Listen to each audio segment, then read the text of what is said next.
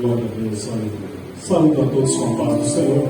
Amém. Vamos estar aqui de novo, junto com os irmãos, nesse culto de louvor e adoração a Deus, agradecendo ao pastor Wagner pela confiança, por nos dar de mais uma vez estarmos pregando esta igreja junto com os irmãos. Peço a Deus e aos irmãos que estou muito feliz. Estamos aqui com os meus conhecidos, alguns não tanto, mas Deus conhece a todos. Meus queridos, trago a saudação do nosso pastor Josué de Melo, meu pastor, Assembleia de Deus, Castelo de Madeira. E sempre quando o pastor Wagner me convida, eu nunca digo sim de imediato. Falo, pastor, eu vou falar com o meu pastor se ele me liberar em mim. Isso é algo que tem que estar no coração de todo obreiro, todo servo de Deus. O teu pastor tem que saber onde você está, por onde você anda. Então seja submisso à vossa liderança. Amém? Debaixo da bênção de Deus, debaixo da bênção do nosso pastor, da confiança do pastor Wagner, vamos ver um texto em Atos dos Apóstolos, capítulo de número 3. Glória a Deus. Atos dos Apóstolos, capítulo de número 3.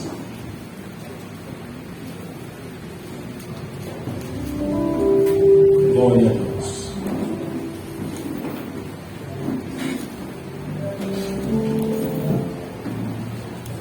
Atos, capítulo de número 3. Aleluia. Quem achou de galeno? Amém. Glória a Deus. Pedro e João subiam juntos ao templo à hora da oração, a nona. E era trazido um varão que desde o ventre de sua mãe era coxo, o qual todos os dias punham à porta do templo chamada Formosa para pedir esmola aos que entravam. Ele, vendo a Pedro e a João que iam entrando no templo, pediu que lhe dessem uma esmola. E Pedro, com João, fitando os olhos nele, disse: olha para nós. E olhou para eles, esperando receber alguma coisa.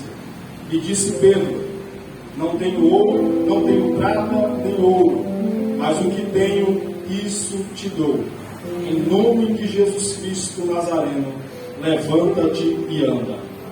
E tomando-o pela mão direita, o levantou, e logo os seus pés e tornozelos se firmaram. E saltando ele, pôs-se em pé e andou, e entrou com eles no templo, andando e saltando e louvando a Deus. Amém? Santa dando glória, exaltando o santo do Senhor. Meus irmãos, todos nós temos algo a oferecer. Todos nós. Todos nós podemos oferecer algo ao próximo. Devemos oferecer, principalmente o que é bom. Mas nós também necessitamos e ansiamos em receber algo. Nós queremos receber bênçãos, queremos receber atenção, queremos receber cuidado, nós queremos receber um abraço, nós queremos receber palavras positivas, nós queremos receber promoção do serviço, por que não? Verdade é que todos nós esperamos receber algo. Alguns querem receber aceitação, outros querem receber elogios. Mas isso é uma verdade que está inerente a todos nós. Nós almejamos dar, mas nós também queremos receber. Dito isso, a Bíblia também nos ensina a pedir. No Evangelho, segundo escreveu Lucas, Jesus disse: eu vos digo a vós, pedi e dá-se-vos-á, buscai e achareis, batei e abre-se-vos-á, porque qualquer que pede recebe, e quem busca acha, e a quem bate abre-se-lhe-á. E qual é o pai que entre vós, que tendo um filho e ele lhe pedir pão, tu lhe darás uma pedra? Ou também se lhe pedir peixe, por peixe tu lhe darás uma serpente? Ou também aquele que lhe pedir um ovo, você lhe dará um escorpião? Ora, sendo vós maus, sabeis dar coisas boas aos vossos filhos, quanto mais dará o Pai Celestial, o Espírito Santo, àquele que vos pedir. Então a Bíblia nos instrui, nos direciona, pastor Wagner, a pedir a Deus, a pedir ao nosso Senhor. O escritor aos Hebreus diz que sem fé é impossível agradar a Deus, porque é necessário que aquele que se aproxima de Deus creia que Ele é abençoador, que Ele dá, que Ele presenteia, que Ele é galardoador daqueles que o buscam e daqueles que creem e invocam o teu santo nome. Então você que veio aqui nesta noite esperando algo da parte de Deus, pode levantar a tua mão e começar a glorificar, porque Deus tem presente para a tua vida. Aleluia. Mas o dar e o receber é algo recíproco. Eu quero começar dizendo que Deus tem muito para dar, e nós também temos que dar, nós temos que oferecer, mas nós temos que tomar cuidado com o que o mundo nos oferece. O mundo também tem muito para dar, e quando eu trago a concepção de mundo, João ele escreve em sua primeira carta, no capítulo de número 2, versículo 16, 14 e 15, ele diz assim, no versículo 15: não ameis o mundo, nem o que no mundo há. Se alguém ama o mundo, o amor do Pai não está nele. Porque tudo que há no mundo, a concupiscência da carne, a concupiscência dos olhos e a soberba da vida, não é do Pai, mas do mundo. E o mundo passa, e as suas concupiscências também. Mas aquele que faz a vontade de Deus permanece para sempre. Então o mundo ele tem algo a oferecer. A Bíblia diz que o mundo existe, e o que existe no mundo é o que ele tem a oferecer. A palavra mundo citada na Bíblia em quase todas as partes do Novo Testamento é cosmos, mas até dependendo do contexto. A palavra mundo se refere ao cosmos, ao universo criado.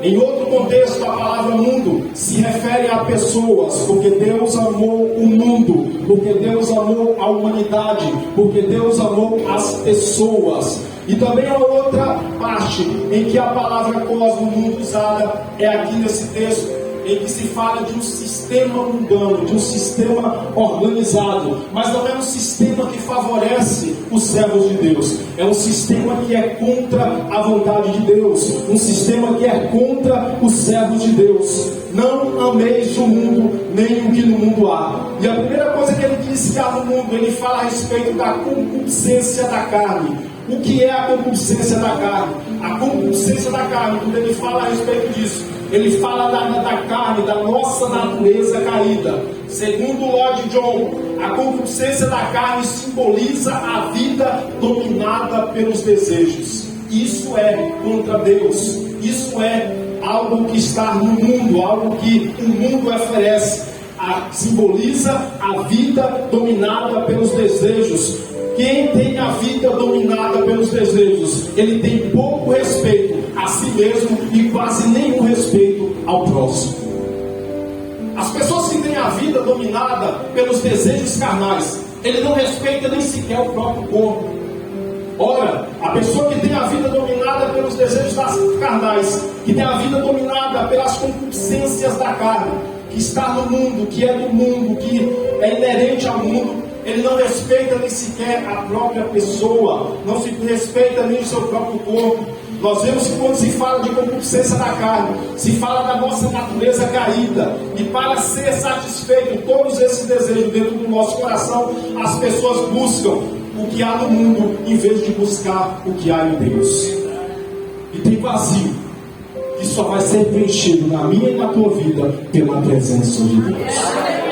Então não vai adiantar ele buscar no álcool, na droga, na prostituição, nas coisas desse mundo, algo que somente Deus pode satisfazer. E ele fala a respeito dessa concupiscência. Augusto Nicodemos, ele disse que a carne se refere aos desejos impuros, que inclui todos os pensamentos, palavras e ações que não correspondem à sã doutrina, à palavra de Deus. Então a concupiscência carnal não é só o ato. A concupiscência da carne envolve também os pensamentos, as atitudes, as emoções, tudo aquilo que você deixa dominar pela carne, tudo aquilo que você deixa florescer pelos desejos da carne. Isso se refere ao que é inerente ao mundo e ao que é concupiscência carnal. E ele diz: fornicação, adultério, sodomia, demais desejos que não são naturais, a intemperança, o comer demais, o beber demais. Ora, nós vemos que quando se fala de concupiscência carnal, se fala também de um exagero, porque comer não é pecado, não é? Mas a glutonaria é. Relação sexual não é pecado, é? Dentro do casamento não, fora do casamento é adultério, antes do casamento é fornicação.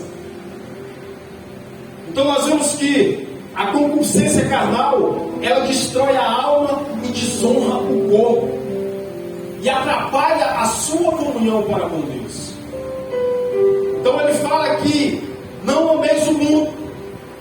E é interessante que quando nós começamos a alimentar a concupiscência carnal, tudo aquilo que você vai alimentando, daqui a pouco você pega um desejo íntimo. Você começa a amar. Você começa a amar o mundo. Começamos a amar as coisas que não agradam ao Senhor nosso Deus. E ele disse que essas coisas destroem o nosso relacionamento com Deus, destroem o nosso corpo e desonra a nossa alma. E outra coisa que ele fala que há no mundo também é a concupiscência dos olhos. A concupiscência carnal, ela é algo que vem de dentro para fora, é algo que está em nós e que nós temos que vencer pelo poder do Espírito Santo, pelo poder do sangue de Jesus que nos purifica do todo pecado. Mas a concupiscência dos olhos é algo que vem de fora para dentro, e nós vamos entender isso aqui. As concupiscências dos olhos, eu costumo dizer que é em relação à imagem, porque hoje nós vivemos da imagem. Muitas pessoas só vivem do que vê, vivem do que consegue contemplar. Mas não é assim que a Bíblia diz em relação a nós que cremos em Deus. A Bíblia diz que nós não vivemos por vista, nós não vivemos daquilo que nós vemos. Quer ver uma coisa? Quem aqui já viu Deus? Então nós não vivemos por imagem. Quem aqui crê em Deus? Aleluia. Louvado seja o nome do Senhor. Nós não vivemos por imagem, nós não vivemos por vista, nós vivemos por fé. E a fé que nos move, a fé que nos movimenta, é a fé em Deus, a fé em Jesus, a fé nas coisas futuras, a esperança de dias melhores é que move a vida do cristão, e não aquilo que se vê. E a concupiscência dos olhos é isso. É a ostentação do espetáculo externo em nossa feira da vaidade. É a incapacidade de alguém ver algo sem desejar para si mesmo. E isso tem consumido a vida de muitos crentes nos dias atuais. A concupiscência dos olhos.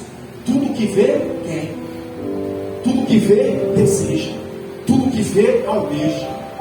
Então isso tem atrasado o lado de muitas vidas. É o querer mais, é o querer ir mais além, querer mais do que não é seu. O ponto que tentamos encher com coisas pessoais e atividades é um vazio que somente Deus pode encher. E nós temos que tomar cuidado com a concupiscência dos olhos. Temos que tomar cuidado com o que nós vemos. Tem algo que tem destruído vidas, tem destruído famílias, tem destruído relacionamentos, e eu quero falar um pouquinho sobre isso nesta noite, que é a pornografia. E às vezes quando falamos desse tema, pensamos que é só homens que estão mergulhados nisso. Não, tem mulheres também que estão viciadas nessa desgraça da pornografia. É algo que tem corrompido a alma. É algo que tem destruído casamentos. É algo que muitas vezes, quantas vezes acompanhamos situações em gabinetes pastorais, nós vemos relatos de esposas dizendo que o marido está viciado em pornografia, e marido dizendo também que a esposa está viciada em pornografia. Meu irmão, minha irmã, cuidado com o que os seus olhos veem, cuidado com o que você contempla. Isso está contaminando a tua alma, está atrapalhando o teu relacionamento, não somente para com Deus, mas com o teu cônjuge, com aqueles que estão ao seu lado. Contemple somente aquilo que agrada ao Senhor. Paulo ele nos dá os conselhos, irmãos, até o pensamento. Pensai nas coisas que são de cima, tudo que é bom, tudo que é honesto, tudo que é agradável, se há alguma coisa boa, se há alguma fama boa, nisso pensai. Então a gente tem que tomar cuidado, tanto com os nossos pensamentos, como aquilo que a gente está usando. Quem está entendendo, diga amém. Amém. E é interessante nós tomarmos cuidado com o que vemos, porque Eva, ela caiu olhando demais para o fruto, pastor. Começou a olhar demais para o que era proibido. Começou a contemplar demais e de repente lá estava ela, comendo do fruto. Quando nós olhamos para o sobrinho de Abraão, Ló, ele olhou para as campinas do Jordão e viu aquela paisagem verde, tudo verde. Olhou pelo outro lado, estava meio que seco, mas ele olhou para as campinas do Jordão, tudo lá, e foi montando tenda, foi montando tenda, foi montando tenda, e de repente estava dentro de Sodoma e Gomorra. Quando nós olhamos para a história de José, a mulher de Potifar começou a olhar, era a imagem, era o José que atraía, de repente estava lá ela atracando o mancebo, querendo algo que era proibido. Então nós temos que tomar cuidado com tudo aquilo que nós contemplamos, tudo aquilo que os nossos olhos veem. Comece a purificar a tua visão, comece a purificar o que você vê, comece a filtrar, aleluia, o que você vê nas ruas, na internet. Lembra de Davi? Quando Davi viu Betseba, aleluia, ele adulterou com ela e a espada não saiu da casa de Davi. Meus irmãos, não nos enganemos, de Deus ninguém se zomba, tudo aquilo que o homem plantar, ele vai colher. Então cuidado com seus olhos, se eles nos fazem tropeçar, o evangelho até mais extremo arranca eles. Mas aqui fala, tira os teus olhos daquilo que te faz tropeçar, daquilo que te faz cair, aquilo que te faz perder a tua comunhão com Deus. Tira os teus olhos disso, porque é melhor você entrar no céu caolho do que o seu corpo inteiro ser lançado no inferno. O outro autor que fala é a respeito da soberba da vida. E a soberba da vida, a palavra que descreve soberba aqui é alazoneia.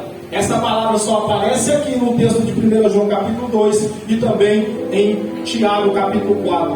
O soberbo ele é alazon. O grande filósofo Aristóteles, ele usava essa palavra alazon para definir o homem que atribui a si mesmo qualidades dignas de louvor que ele não tem. É o cara que se acha. É o alazon. É o alazoneia do grego. É soberba, vanglória, com coisas externas, se vangloria com riqueza, se vangloria com status sociais.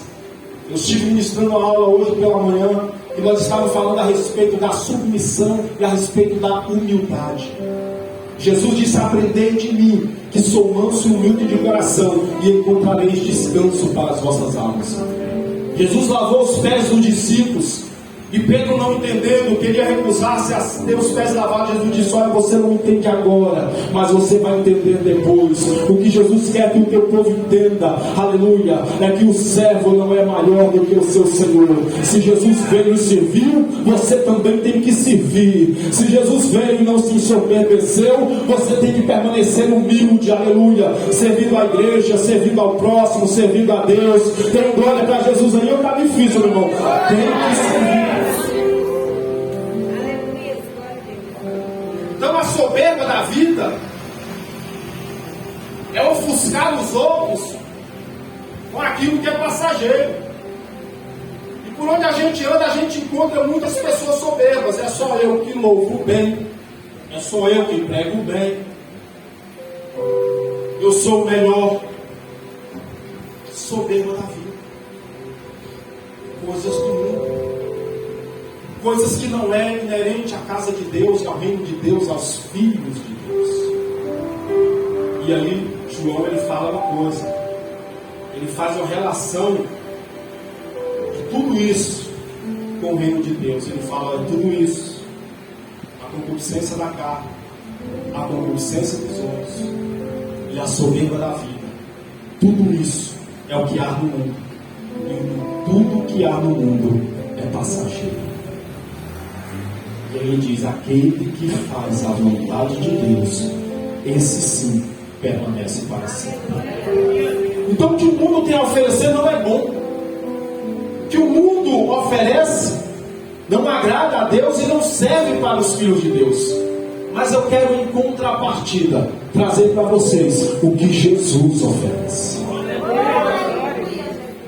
Quando Jesus ele chega a essa terra e começa o seu ministério, a primeira mensagem de Jesus, ele diz assim: arrependei-vos, porque é chegado o reino dos céus. E lá no Evangelho de Lucas, no capítulo 19, versículo 10, diz assim: o Filho do Homem veio buscar e salvar o que se havia perdido. A primeira coisa que Jesus te oferece é a salvação. Glória a Deus. Salvação. No livro de Ezequiel, no capítulo 34, ele diz assim: buscarei as ovelhas perdidas, trarei de volta as que se desviaram, enfaixarei as que estiver ferida, e cuidarei da recuperação da fraca. Contudo, todas apacentarei com justiça e com carinho. Louvado seja o Senhor. Jesus veio para salvar o que se havia perdido. Isso é o que Jesus oferece. Jesus oferece salvação. Então, por que está no mundo que oferece tantas coisas ruins e não está aos pés do Senhor, que a primeira coisa que Ele tem para te oferecer é salvação? E Ele diz assim na sua palavra, essa declaração é fiel, digna de toda aceitação, que Jesus Cristo veio ao mundo, aleluia, que Cristo veio ao mundo e para que o mundo fosse salvo por Ele. Então Cristo Ele trouxe salvação para o mundo. E esse mundo aqui é para mim e para você, é para as pessoas, aleluia. E Jesus oferece, irmãos, salvação, mas não somente salvação, Ele oferece a filiação de filho. A palavra de Deus diz lá em João, capítulo 1, versículo 10 ao 12, porque todos os que são guiados pelo Espírito de Deus, esses são filhos de Deus. Lá no Evangelho de João diz que Ele veio para o que era seus, e os seus não receberam, mas todos quantos o receberam, deu-lhes o poder de serem feitos filhos de Deus. Então todos aqueles que creem em Jesus, esses são filhos de Deus. Jesus dá este poder para aqueles que o aceitam como Senhor, para aqueles que o aceitam como Salvador. E se nós somos filhos, a palavra de Deus diz que nós também somos herdeiros, herdeiros de Deus, herdeiros de todas as bênçãos celestiais em Cristo Jesus. E Jesus nos deu a filiação a Deus, porque sermos chamados filhos de Deus. É interessante que muitas pessoas que não conhecem o Evangelho, mas ainda eu costumo dizer: todos nós somos filhos de Deus. E é errado. Somente recebe a filiação de filho aquele que aceita a Cristo. Se não aceitou a Cristo, não é filho de Deus, é criatura de Deus, não tem parte com Deus, não tem herança de Deus, não tem purificação no sangue pelo sangue de Cristo. Pois todos são somente filho aqueles que aceitam o Filho de Deus. Estes sim são aqueles que têm a herança de Deus. Quem está entendendo? Aleluia. Deus, todos os que são guiados pelo Espírito de Deus, estes são filhos de Deus. Porque não recebeste o espírito de escravidão para outra vez estar em temor, mas recebeste o espírito de adoção de filhos, pelo qual clamamos Abba, Pai. E esse mesmo espírito que com o nosso espírito testifica que nós somos filhos de Deus. Aleluia. E juntamente com a filiação de filho, Ele nos concede a outra bênção, que é o teu Espírito Santo. Aleluia. E quem tem o Espírito Santo avança. Quem tem o Espírito Santo vence. Quem tem o Espírito Santo prossegue, aleluia. A Bíblia diz que nós temos a mente de Cristo, aleluia. Quando fala que nós temos a mente de Cristo, é o poder do Espírito Santo de Deus nos renovando, nos capacitando e transformando a nossa alma, o nosso caráter, o nosso entendimento, o nosso comportamento, para que para que nós possamos chegar à estatura de varão perfeito, assim como o nosso Senhor é. Então veja, Jesus nos dá a salvação, Jesus nos dá a filiação de filhos, Jesus nos dá o teu Espírito Santo, nos dá a herança dos céus, aleluia. E porque nós somos filhos, Ele nos enviou aos nossos corações o teu Espírito Santo. Mas diante de tudo isso, do que o mundo oferece, que não é bom, do que Jesus oferece, que é bom demais, eu lhe pergunto, o que você tem a oferecer? O que você pode oferecer? A Bíblia diz que nós somos um corpo. Sendo um corpo, nós somos membros uns dos outros. E cada membro tem a sua função. Para que esse corpo esteja bem ajustado, a Bíblia usa uma expressão que nós temos que estar uns com os outros. E a primeira coisa que nós podemos oferecer uns aos outros, que eu quero trazer, é consolo. 1 Tessalonicenses capítulo 4, versículo 18 diz assim: consolai-vos uns aos outros com estas palavras. Coisa linda, maravilhosa, é quando você chega perto de alguém desconsolado e ele tem uma palavra de consolo para ele.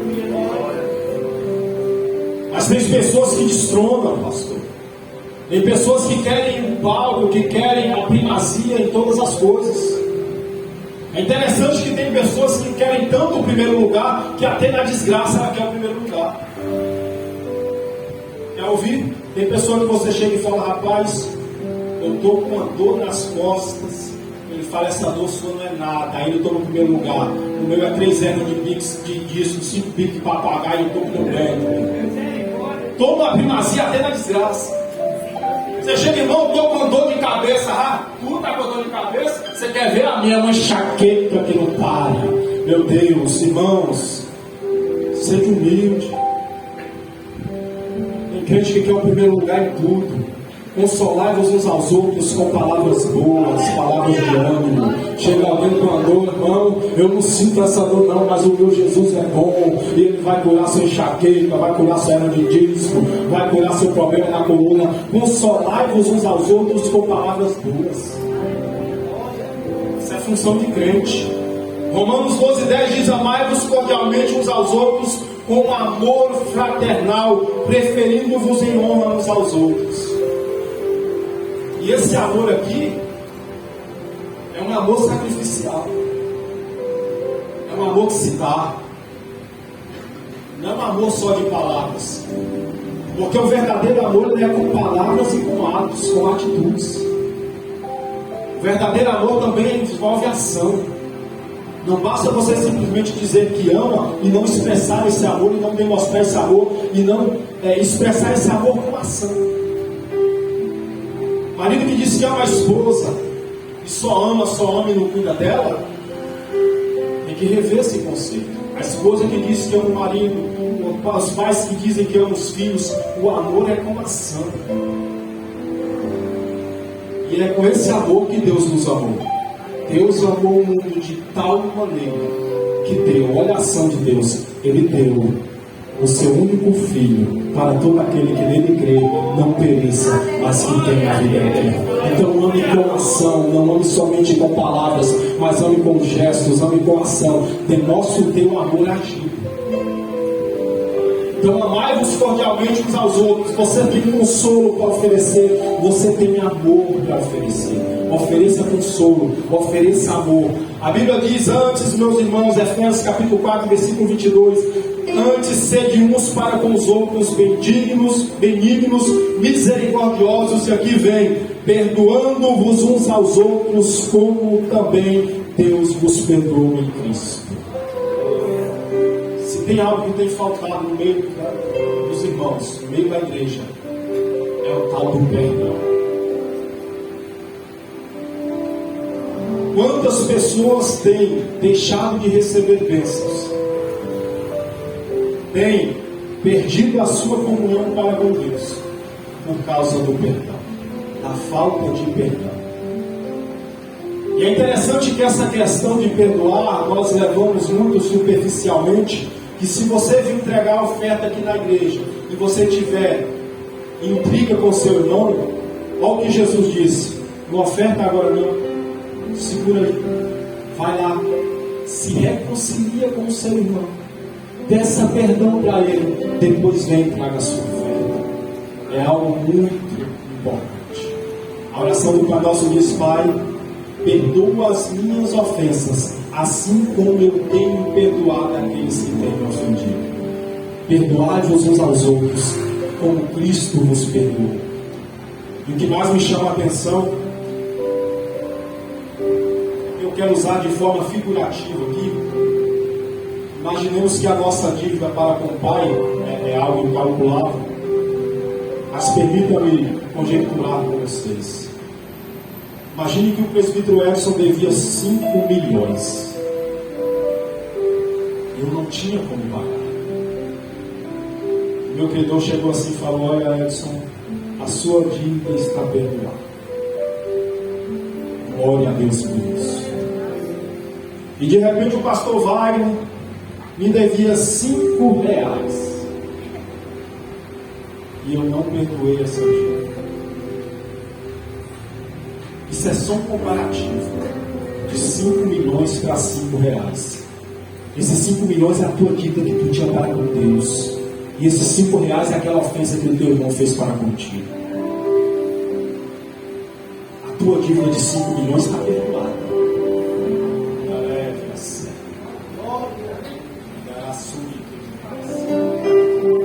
E por que você não perdoou os 5 reais? Perdoai-vos uns aos outros, como também Deus vos perdoou em Cristo. Hebreus capítulo 10, versículo 24. Consideremos-nos uns aos outros para nos estimularmos à caridade e às boas obras. Irmãos, tem pessoas que atrapalham o outro de fazer o bem. Porque ao invés de você estimular, você desestimula. Interessante quando a pessoa chega toda alegre, pastor Wagner, naquela vontade, naquela sede, não vai dar certo não. Só tem esses. A pessoa chega empolgada, pastor, vamos para o evangelho. Não vai dar certo não. Chega com o irmão empolgado, com planos, com plano de ação. Nem vai, porque eu já tentei e não deu certo. Irmão, o que a Bíblia diz aqui é que nós temos que estimular, principalmente ser algo do bem. Consideremos uns aos outros para estimularmos a caridade, as boas obras. Então, se o irmão ou a irmã está querendo fazer uma boa obra, estimule ele, incentive ele, fala: olha, vai dar certo, Deus é contigo, o Senhor vai te abençoar. Estimule o seu irmão e a sua irmã. Palavras. O que você tem a oferecer? Pedro e João na porta do templo. Tem ouro aí? Não. Tem prata aí? Também não. O outro cidadão disse: olha aqui para mim. Eu não tenho ouro e nem tenho prata, mas o que eu tenho, eu te dou. Observe que ele deu do que ele tinha. E você está cheio de Deus para dar para mim. Você tem que estar cheio de coisas boas para doar, para abençoar, para falar com alguém. Então doe, abençoe. E olha o que ele diz: pelo que exortai-vos uns aos outros e edificai-vos uns aos outros, como também o fazeis. E esse exortar aqui, meus irmãos, é algo que tem que ser feito com sabedoria. Porque se eu ver o meu irmão indo para o caminho da perdição, É função sua exortá-lo. Deixa fazer biquinho, deixa ficar de cara feia, mas por ser cristão, tu tem que dar uma palavra de exortação.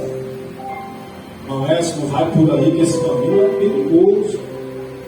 Não vai por aí que isso aí vai te levar à ruína.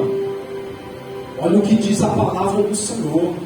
Olha o que o Senhor nosso Deus diz. Então a exortação faz parte também dos uns aos outros. O edificar uns aos outros envolve a exortação. Aliás, a Bíblia diz que a palavra de Deus ela é proveitosa também. Toda escritura divinamente inspirada, ela é apta, ela é proveitosa para instruir, para exortar, para edificar e para consolar. Então, se você tem uma palavra de exortação, exorte. Exorte com sabedoria. Exorte como espiritual. Mas exorte, não deixe o seu irmão cair, não. Seja um atalaia de Deus. O atalaia é aquele que vê vindo na ruína e fala: ei, está vindo, está chegando. Ele grita sobre os muros. Então fale com o seu irmão, fale com a sua irmã, com carinho, com respeito, com cuidado, mas exortai-vos uns aos outros. Amém, meus irmãos? Com toda a humildade e mansidão, Efésios 4:2, esse aqui eu amo. Com toda a humildade e mansidão, com longanimidade, suportando-vos uns aos outros. Aleluia. Esse suportar é difícil. Porque muitas vezes eu não vou por tua cara. Muitas vezes está vendo o irmão Nilson, não vou com a cara dele. Estou citando o Nilson e Maio, são meus amigos. Irmãos. Mas a Bíblia diz que tem que suportar. E o suportar, aleluia, aqui não é um suportar qualquer, é um suportar em amor.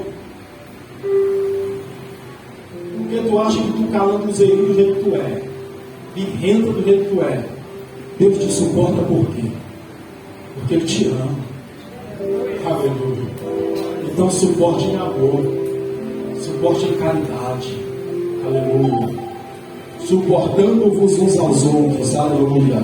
Antes, sede uns para com os outros misericordiosos, suportando-vos uns aos outros. E aqui tem algo interessante que eu quero trazer. A Bíblia diz assim: confessai as vossas culpas uns aos outros e oreis para que sareis. Isso é algo mais difícil de acontecer no nosso meio, mas tem que acontecer.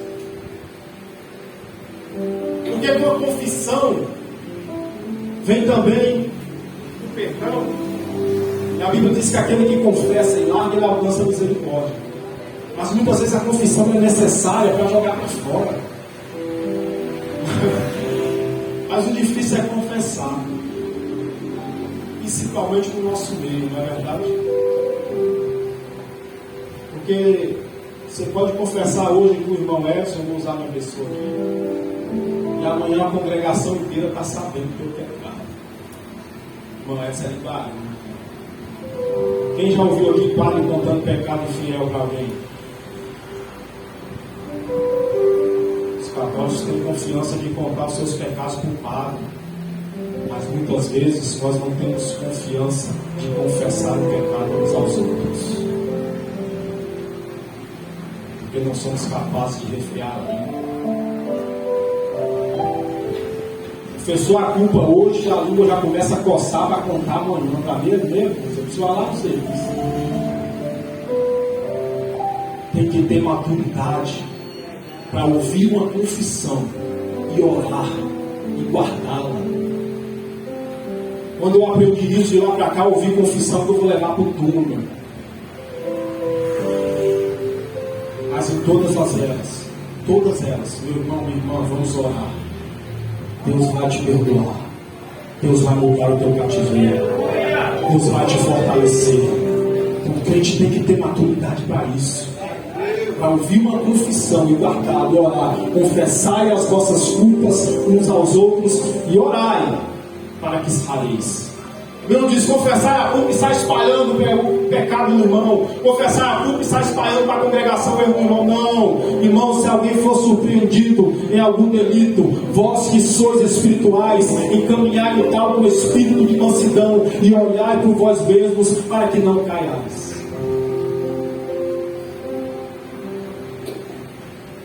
Então dê um ombro amigo, ofereça um ombro amigo, ofereça um momento de psicólogo para ouvir uma confissão, para ouvir um desabafo. Nós somos a igreja de Cristo. Nós somos o povo mais sábio dessa terra. E sabe por quê? Porque nós aprendemos com o Senhor. Nós aprendemos com o nosso Deus. E acima de tudo, revistam-se do amor que une todos nós em perfeita harmonia. Permitam que a paz de Cristo governe o seu coração, pois como membros do mesmo corpo, vocês são chamados para viver em paz.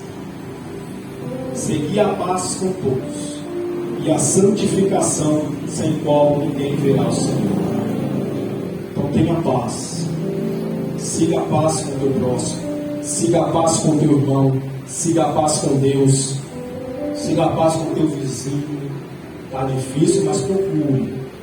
Paulo ele ainda é mais enfático. Se possível, siga a paz com todos. Mas siga a paz. Se santifique para Deus. Ofereça o que você tem de melhor. Você não tem ouro, você não tem prata. Mas o que você tem, você pode dar. Amém? Deus abençoe a todos em nome de Jesus. Eu deixo essa palavra, mas eu quero orar por você e pela tua família. Fique de pé. Louvado seja o Senhor.